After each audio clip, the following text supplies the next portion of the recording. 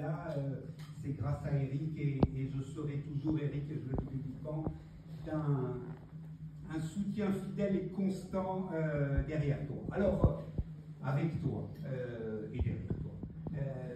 Le deuxième grand merci, c'est quelqu'un que je vois, ma femme va dire un peu trop souvent, parce qu'on est un peu trop souvent à Strasbourg et à Bruxelles.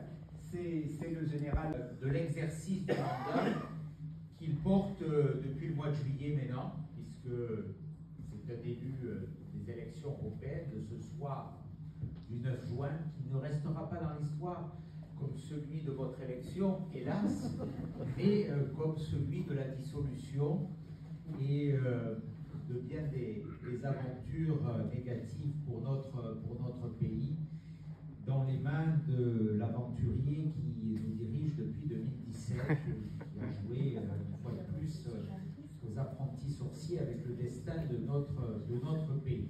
Avec différents ministres de différentes tendances, et c'est pas si simple. Alors je n'ai pas suivi Eric dans sa démarche, non pas parce que j'avais pas envie de suivre Eric, mais j'étais tout jeune élève, et c'était compliqué pour moi d'avoir été élu sur une liste LR et de quitter LR au moment où je venais d'être élu. Donc j'ai fait le choix de rester chez LR. Mais c'est pas pour autant que je ne suis pas d'accord avec Eric sur beaucoup de sujets.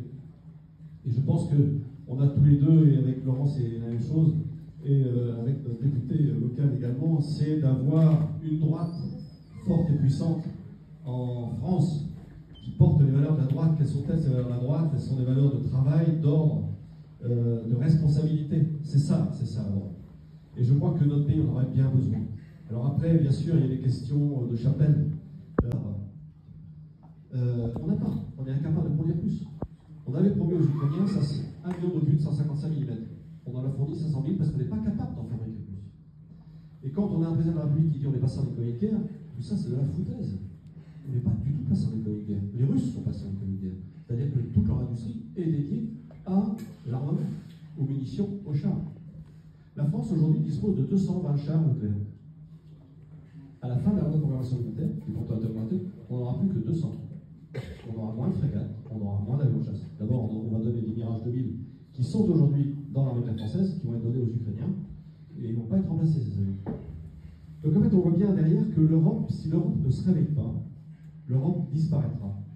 Et l'élection d'un Trump devrait être le coup de semonce final. Le premier coup de semonce, pour moi, c'était la première élection de Donald Trump, qui déjà avait accusé les pays de l'OTAN de ne pas dépenser assez d'argent dans leur défense. La France, que les Ukrainiens font la guerre, les Européens ne la font pas. Alors qu'est-ce qu'on fait? On signe, on parle, et on signe des résolutions. On promet, des promesses n'engageant que ceux qui les reçoivent, et c'est tout ce qu'on fait. Alors, ça c'est le constat que je fais. Je me suis exprimé dans pas mal de tribunes de journaux nationaux, que ce soit l'Opinion, que ce soit Les Échos, que ce soit Marianne, que ce soit Valeurs Actuelles, que ce soit tout un tas de tribunes dans lesquelles je dis, mais attendez, il faut que les Européens s'arrêtent. Il faut prendre en main la défense. La bonne nouvelle, c'est que l'Europe a dit qu'on a deux priorités. La première, à équivalence, c'est la compétitivité. La deuxième, c'est la sécurité et la défense. J'appartiens, je suis le premier vice-président d'une sous-commission